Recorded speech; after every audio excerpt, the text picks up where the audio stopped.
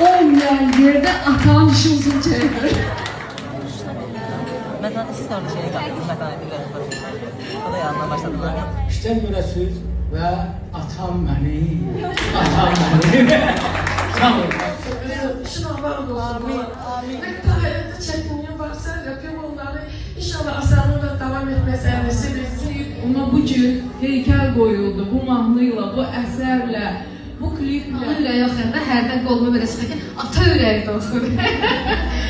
İlk gələndə Dilarə xanım deyib, istəyib deyiləndə, yəni başqa bir kəlmə söz deyə bilməzdim. Bugün məktəbdə çox xadir.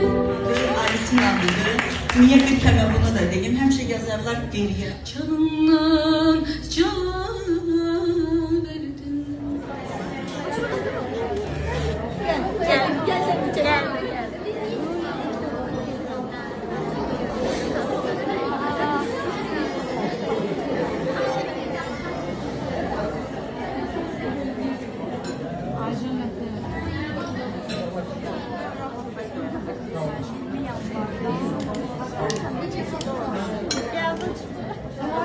Analı günlərimi qaytarardım. 5 yaşından, bax indi 80 yaşına qədər. Kəş mənim belə bir imkanım var.